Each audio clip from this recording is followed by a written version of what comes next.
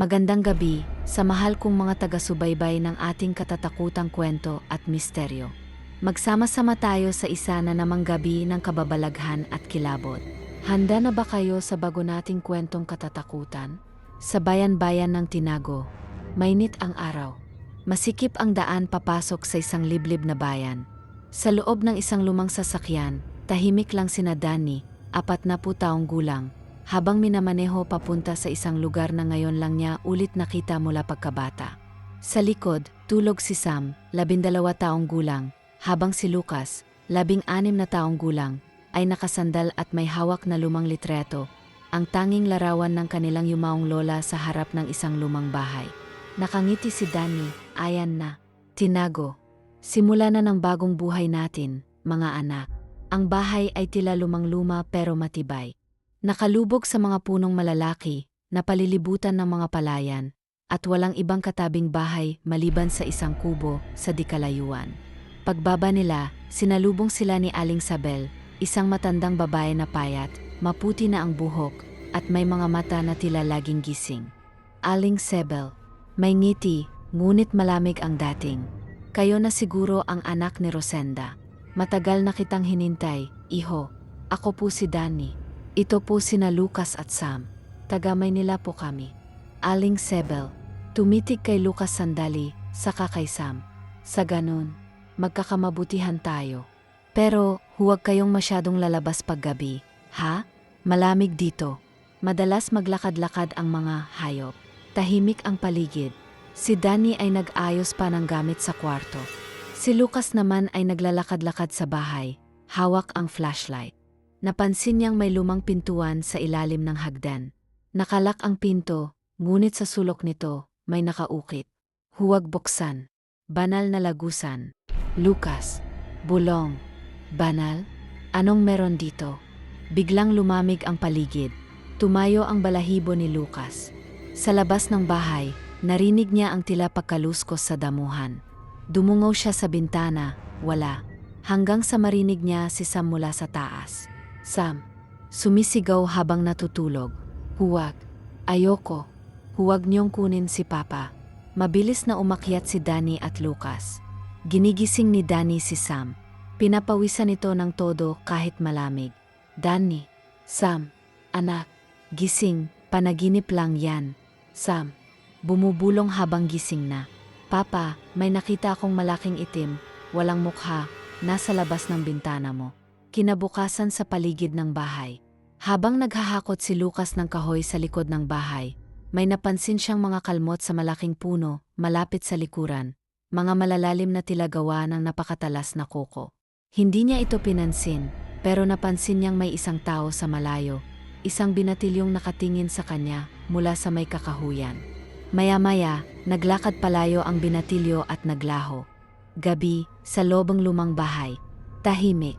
Tanging tunog ng kuliglig sa labas ang maririnig. Sa kwarto, mahimbing ang tulog ni Sam. Si Lucas naman ay nakahiga pero gising pa rin. May hawak siyang lumang-lumang libro na nakita niya sa ilalim ng aparador. Binuksan niya ang lumang libro. Luma at amoy alikabok. Nakasulat sa unang pahina. Hindi lahat ng nilalang sa Tinago ay tao. May ilan na mas matanda pa sa bayan mismo. Kinilabutan si Lucas. Umiling siya. Lucas, may bumubulong. Siguro sinulat lang to ng baliw. Bigla siyang napalingon sa bintana. May anino. Sandaling anino lang. Parang dumaan. Tumayo siya, lumapit. Wala. Ngunit naramdaman niyang parang may nakatitig sa kanya mula sa dilim. Kinabukasan ng umaga. Masayang naghahain ng almusal si Danny. Sinigang na isda at pritong itlog. Danny, uym nga anak, kain na. Mag-ikot tayo mamaya sa bayan para makilala niyo yung lugar natin. Sam, Papa, totoo po ba yung sinasabi ni Aling Sabel kagabi? Na huwag lumabas sa gabi? Danny, baka pinaprotektahan lang tayo. Baka maraming ahas o mababangis na hayop dito. Lucas, o baka hindi hayop. Danny, napatitig kay Lucas. Bakit mo nasabi yan? Lucas, may nakita akong mga kalmot sa puno kahapon. Parang hindi gawa ng tao, at may lumang libro akong nakita. May mga kakaibang sulat. Para bang babala. Mga bandang hapon sa bayan. Namamasyal ang mag-ama sa kabayanan ng Tinago. Tahimik, ilan lang ang tao. Parang lahat ay laging nakatingin sa kanila. May mga batang nakatayo lang, walang imik. May matandang lalaking naglalakad habang sinisipol ng himig na malamig sa pandinig. Danny, tahimik dito, ano? Nakakapanibago. Biglang may lumapit kay Lucas na binata, si Gino, matangkad, moreno, tahimik ang kilos. Gino, ikaw ang apo ni Rosenda. Lucas, ha? Bakit? Gino, mag-ingat ka, lalo na pagbagong buwan. Tumingin si Gino kay Sam na parang may alam siya sa bata. Saka siya biglang tumalikod at naglakad palayo. Kinagabihan muli sa lumang bahay. Habang tulog na si Danny at Sam, si Lucas ay muling binuklat ang lumang libro. Isang pahina ang ngayon lang niya napansin. May guhit, larawan ng isang nilalang. Isang itim na tao, nakayuko, may mahahabang kuko at walang mukha. Sa ilalim ng guhit, ang tagamasid, isa siyang bantay. Hindi umatak pero kapag nakita mo na siya, hindi ka na niya titigilan. Nagpatay si Lucas ng ilaw. Ngunit sa dilim, may nakita siyang pares ng pulang mata sa labas ng bintana, nakatingin sa kanya. Hindi gumagalaw, tila naghihintay. Isang gabi, sa kwarto ni Sam. Tahimik ang gabi. Nakahiga na si Sam, yakap ang kanyang lumang stuffed toy. Sa labas, patuloy ang huni ng mga kuliglig. Maya-maya'y unti-unting nagdilim ang paligid, parang huminto ang lahat. Pati huni, nawala. Panaginip. Si Sam ay nakatayo sa ilalim ng bahay nila, madilim, basa ang lupa, at may amoy na malansa sa hangin. Tila may humahaplos sa kanyang balikat, malamig at basa. Paglingon niya, may nakaupong babae, duguan ang damit, at takpan ang mukha ng mahabang buhok. Babae. Mahinang tinig, parang umiyak. Tulungan mo ko. Huwag mong hayaang bumalik sila. Sam, sino po kayo? Hindi sumagot ang babae. Bagkus, unti-unti niyang inangat ang kanyang mukha. Wala siyang mukha. Gising na si Sam, pawis na pawis. Sam, nanginginig at umiyak. Papa, Papa. Mabilis na pumasok si Danny, yakap agad ang anak. Danny, Sam, gising ka na, anak.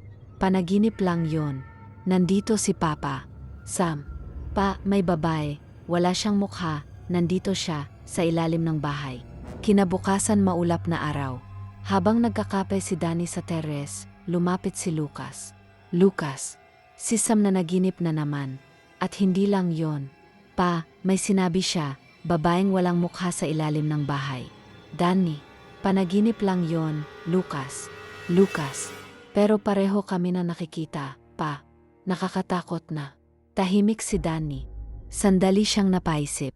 Danny, hindi ko sana sasabihin agad, pero may mga bagay talaga tungkol sa bayang ito na hindi ko rin alam. Gagi nag-inspeksyon si Lucas. Hindi mapakali si Lucas. Kinuha niya ang kanyang flashlight at tahimik na bumaba sa ilalim ng bahay.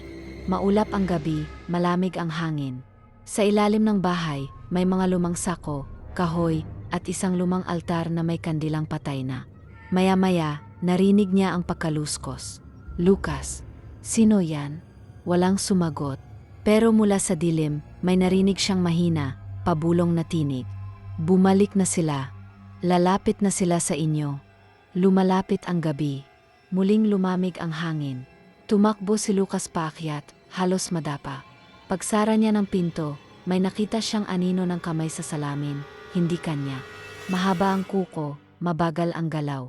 Kinabukasan sa kubo ni Aling Sabel sa tabi ng gubat. Maagang nagpunta si Danny kay Aling Sabel, isang matandang albularya sa dulo ng bayan. Kilala siya sa pagiging tahimik, ngunit may alam daw siya sa mga lumang bagay sa Tinago. Danny, maingat na nagsalita. Aling Sabel, patawad po sa abala. Pero may gusto po sana akong itanong. Aling Sabel, ang galaw ng hangin tuwing gabi, ang katahimikan na parang naghihintay, ang mga matang nakasilip sa dilim. Danny, paano nyo? Aling Sabel, dahil hindi kayo Deo, Danny, isa kayo sa kanila. Sa loob ng kubo, lumang aklatan. Pinapasok ni Aling Sabel si Danny sa loob ng madilim at amoy lumang silid. Sa gitna ay may altar, kandila, at isang lumang libro ng kasaysayan ng bayan. Puno ng alikabok. Binuksan niya ito sa gitnang pahina.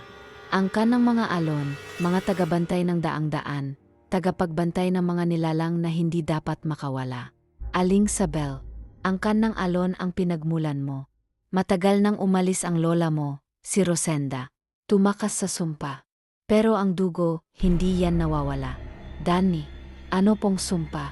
Aling Sabel, kapag dumating ang gabi ng bagong buwan, ang mga tagabantay at ang mga kinulong ay sabay na nagigising. Isa kayong pinto, Danny, at ang mga anak mo, baka sila ang susi. Bago umalis, sa harap ng kubo. Binigyan ni Aling Sabel si Danny ng isang maliit na supot ng asin at dahon ng banaba, at isinulat sa lupa sa harap ng kanyang bahay ang isang simbolo gamit ang puting tisa. Aling Sabel, kung ayaw mong makapasok ang mga matang iyon, iguhit mo ito sa lahat ng bintana. Sa pintuan, sa ilalim ng mga kama. Danny, ano pong ibig sabihin nito? Aling Sabel, panandalyang proteksyon. Pero kapag dumating ang tunay na gabi, hindi ito sapat. Dahil kapag nagising na ang puno ng laman, wala nang ligtas. Kinagabihan sa lumang bahay ni Danny. Habang natutulog sina Lucas at Sam, tahimik na iginuguhit ni Danny ang simbolo sa mga bintana. Kagatlabi, nanginginig ang kamay. Sa labas, nagsisimula ng umalon ang hangin kahit walang ulan. Sa gubat, may mga aninong naglalakad, mga hubog ng tao, ngunit hindi sila normal. Parang may baluktot na mga paa, mahahabang dila. Unti-unti silang lumalapit sa bahay. Tahimik ang paligid, walang buwan sa langit, at tila walang ilaw ang mga bahay sa buong bayan. Sa loob ng bahay ni Danny, nakasindi ang ilang kandila. Si Lucas ay nakatayo sa bintana, habang si Sam ay yakap ang unan sa sofa. Si Danny naman ay naghahanda ng kutsilyo, itak at asin. Sam, pa, bakit po parang ibang gabi ngayon? Danny, tahimik masyado. Lucas, wala ni isang kuliglig. Ni aso, hindi tahol. Biglang bumukas ang radyo sa sala. Static, wala namang sumaksak ng baterya. Radyo, basag ang boses. Bumalik na sila, hindi na sila natutulog. Danny, mabilis na sinara ang radyo. Wala yan. Siguro may sira lang. Samantala sa labas ng bahay. Sa ilalim ng mga puno, may mga aninong gumagalaw. Mabilis. Parang nagtatakbuhan, pero hindi naririnig ang yabag. May isa sa kanila ang huminto sa tapat ng bahay ni Danny. Maitim, payat, mahaba ang lig, at nang ngumiti ito, wala itong mata. Tanging itim na butas sa mukha.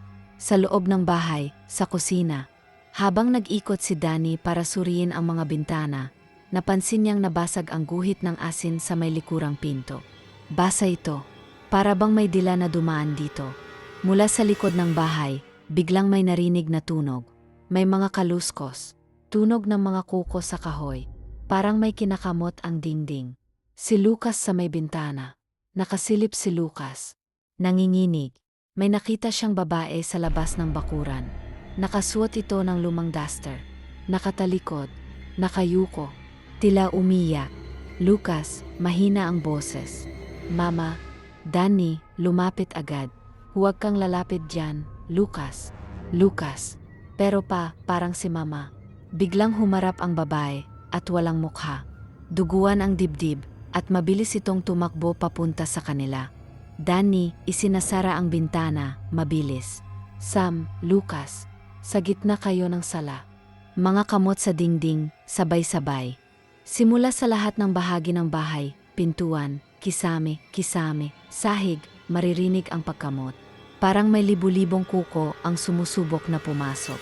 Mula sa ilalim ng bahay, parang may gumagapang. Nakakarinig sila ng bulong mula sa sahig. Angkan ng alon, ang dugo nyo ay sa amin. Buksan ang pinto. Halina't sumama sa gabi. Hangagang sa bigkang, tumigil and lahat. Tahimik, walang tunog. Nagkatinginan ang tatlo. Sam, tapos na? Lucas, o nagsisimula pa lang? Danny, lumapit sa altar ng kandila, huminga ng malalim. Hindi tayo pwedeng manatili rito. Kailangang malaman ko ang buong totoo. At kung bakit gusto nila tayo. Kinaumagahan, bahagyang maulap, sa kubo ni Aling Sabel. Naglakad si Danny papunta sa kubo ni Aling Sabel. Bitbit niya ang kutsilyo at isang lumang papel kung saan iguguhit dapat ang mga simbolo ng proteksyon. Hindi siya sigurado kung totoo ang lahat, pero isa lang ang malinaw sa kanya. May kumikilos sa dilim at gusto nito ang kanyang pamilya. Pagdating sa kubo, tahimik. Bukas ang pintuan. Walang Aling Sabel. Danny, Aling Sabel. Ako po si Danny. May kailangan po akong itanong. Walang tugon. Sa loob ng kubo, may amoy ng sunog na dahon at tuyong dugo. Sa gitna ng sahig, may nakaupong lalaki. Nakasuot ng kulay abong balabal at may telang nakatali sa kanyang mga mata. Danny, sino po kayo? Nasaan si Aling Sabel? Lalaki, mahinang tinig, wala na siya. Pinili niyang hindi makita ang pagbalik. Pero ikaw hindi ka na makakaiwas. Sa loob ng kubo, lihim na silid. Danny, ano to? Lalaki. Ang kasaysayan ng mga nilalang na itinago sa dilim ng tinago. Isinulat ng mga tagabantay. Hindi para basahin, kundi para bantayan. Pero ngayong gising na sila, kailangan mong malaman. Binuksan ng lalaki ang aklat. Lumabas ang alikabok at bahagyang umihip ang hangin kahit sarado ang lahat. Unang pahina, mga unang nilalang. Bago pa man ang simbahan, bago pa man dumating ang liwanag, may mga nilalang nang naninirahan sa ilalim ng lupa, sa pagitan ng punong kahoy at alon ng gabi. Tinatawag silang laman ng gabi, mga nilalang na nabubuhay sa takot, dugo, at dila ng tao. Danny, laman ng gabi. Yun ang nasa bahay kagabi. Tugo ng lalaki. Hindi pa. Iyon ang mga taga-sundo. Ang tunay na laman ay hindi pa muling bumabalik, pero nararamdaman na nila ang pintong nabubukas. At ikaw, Danny, isa ka sa mga tagapagmana ng susi. Ikalawang pahina, angkan ng alon. Angkan ng alon, piniling maging tao, ngunit isinumpa ng dilim. Isang araw, ang kanilang dugo ay magiging pinto, at sa gabing walang buwan, ang mga laman ay muling lalakad sa lupa. Danny, angkan ng alon, kami yon, ako. Ang mga anak ko.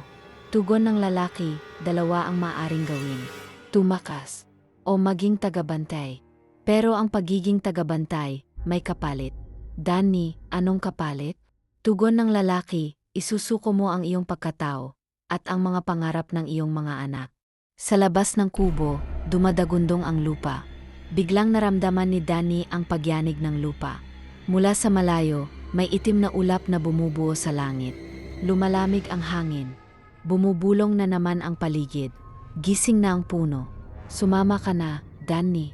Lalaki, nakatingin sa kanya kahit may takip sa mata. Hindi na kayo ligtas. Pero may panahon pa para pumili. Tahimik na nakaupo si Lucas sa gilid ng kama. Hawak ang kanyang braso, pawis na pawis at namumutla. Mula sa ilaw ng kandila, makikitang may bahagyang kulay itim ang ugat niya at parang gumagalaw ito. Lucas, mahina ang boses. Ano itong nangyayari sa akin? Dahan-dahang bumukas ang pinto. Si Sam, bitbit ang flashlight, dahan-dahang pumasok. Sam, Kuya Lucas, naririnig ko na naman yung tinig sa ilalim ng sahig. Lucas, anong sabi? Sam, tinatawag niya ako sa pangalan ko, parang boses ni Mama. Biglang umugong ang hangin mula sa labas. Tumalon ang apoy ng kandila. Parehong napatigil ang magkapatid. Si Danny ay nakaupo sa harap ng mesa. Binabasa niya ang lumang pahinang inyuwi niya mula sa aklat ng laman. May mga simbolong nakaukit sa papel. Isa rito ay tatsulok na may mata sa gitna, ang simbolo ng tagabantay. Kung ang iyong dugo ay sa angkan ng alon, ikaw ay maaring maging tagabantay, ngunit kailangang magising ang iyong lahi. Danny, bulong. Kailangan kong pumili. Isa sa kanila ang magigising o may mawawala. Kinaumagahan sa silid ni Lucas. Pagkagising ni Lucas, napansin niyang wala si Sam sa higaan. Bukas ang pinto ng kwarto. Lumabas siya, nangangatog pa rin, ngunit mas mabuti ang pakiramdam kaysa kagabi. Sam, nasaan ka? Tugon ni Lucas. Tahimik ang buong bahay. Hanggang sa makarinig siya ng tunog mula sa ilalim ng bahay, mga yabag, at parang pagkiskis ng kuko sa kahoy. Sa ilalim ng bahay, sinilip ni Lucas. Lumuhod si Lucas sa gilid ng bahay at sinilip ang ilalim. Doon, sa dilim, nakita niyang si Sam ay nakaupo sa lupa, parang may kausap, pero walang ibang tao roon. Lucas, Sam, anong ginagawa mo riyan? Tumigil si Sam. Tumingala. Maputla ang kanyang mukha. Sam, mahina ang boses. Kuya, sinabi nilang ako ang susi. Ako raw ang pintong binubuksan. Biglang dumating si Danny, may dalang itak. Sam, lumabas ka diyan ngayon na. Hinila ni Lucas si Sam paakyat. Niyakap ni Danny si Sam habang si Lucas ay umiyak sa gilid. Danny, hindi ko kayang mawala kahit sino sa inyo. Pero kailangan natin harapin ito.